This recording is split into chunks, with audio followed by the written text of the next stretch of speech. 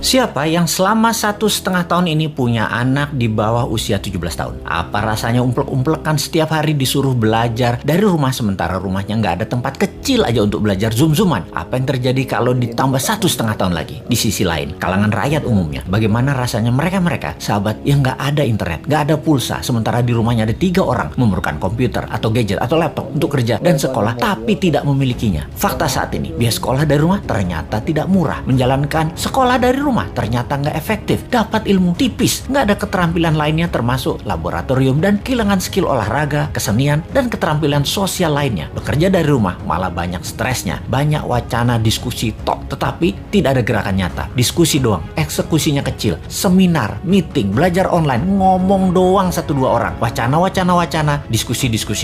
Rekening mah minus juga. Saat ini dunia bergeser jauh. Berapa lama kita akan menjadi seperti ini di bawah serangan virus? Jawabannya, kalau gini cara mengelolanya, selamanya, setidaknya sampai tahun 2025. Demikian kata WHO dan World Bank. Waduh, paling cepet 2023 awal deh. Tetap aja lama. Maunya tahun 2021 ini paling lama selesai deh. Vaksin dah tuh 100% orang Indonesia. Pertanyaan lagi, apakah selesai COVID? Ya nggak tahu juga. Menurut Ngana, selesaikah COVID ketika 100% manusia Indonesia sudah divaksin? Jawabannya nggak tahu. Misalnya, manusia setelah divaksin, efeknya tingkat kematian dan fatality-nya menurun. Tetapi tetap bisa kena. Dimana kalau kena ya isolasi mandiri, katakan 10 hari. Setiap hari ada 30.000 orang bergantian bergiliran. Tiap hari ada 30.000. Karena 10 hari di isoman, maka yang dikurung hari itu adalah 300.000 orang per hari yang terkurung gantian sampai 100 juta orang. Gitu ya, 2 tahun itu bisa tercapai. Bisa lebih. Serem amat ya kalau ini terjadi. Untuk mencapai 60% populasi yang benar, ya bisa 2 tahun lagi, mungkin bisa 4 tahun lagi. Kalau hal ini terjadi, maka bukan hanya ekonomi yang ambiar, tetapi keterampilan sosial anak kita, keterampilan lainnya hilang. Bisa terjadi generation gap yang parah, di mana di tahun 2045, 24 tahun lagi, mereka usianya yang sekarang 10-20 tahun itu adalah mereka menjadi tulang punggung angkatan kerja dan usaha. Mereka, bayangkan, tidak punya keterampilan yang mumpuni. Maka angkatan yang usianya 50-70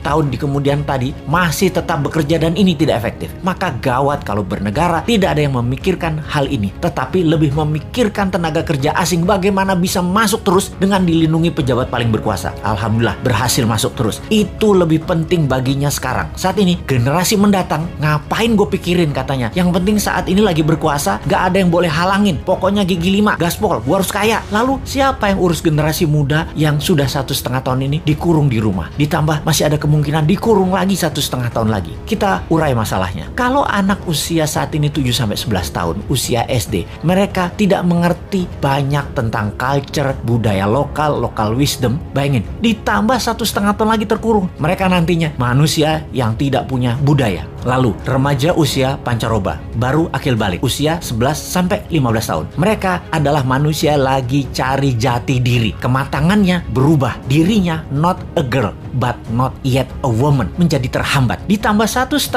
tahun lagi kejiwaan mereka, maka man atau woman tidak paham, tidak akan matang. Sulit menjadikan boy to man. Di usia 16-23 tahun, masa SMA dan kuliah, anak ini adalah masa kreatif dan puncak-puncaknya iseng dan puncak-puncaknya main di usia ini. Kesalahan-kesalahan kecil itu penting untuk modal nanti bersosialisasi di kemudian hari. Tidak banyak mereka bisa lakukan. Mereka masuk generasi yang hilang. Kalau ditambah 1,5 tahun lagi, sekolah mereka tak berketerampilan, tak ada kesempatan di laboratorium, di studio, praktek kerja, keilmuan jalanan atau street smartnya tidak ada. Hampir tidak mungkin membuat mereka berubah from man to gentleman. Ada 40% saat ini dari populasi Indonesia yang usianya saat ini 7-23 tahun. Yang 20 tahun lagi mereka merupakan tulang punggung keluarga, bangsa, negara. Jadi apa mereka ini nantinya? Ada yang mikirin pelindung nikel, mikirin. Yang pasang baliho jualan tahun 2024 itu mikirin. Yang menjabat sekarang mikirin. Kalau bosman, ada tuh bala muda walau kecil, kita berjuang.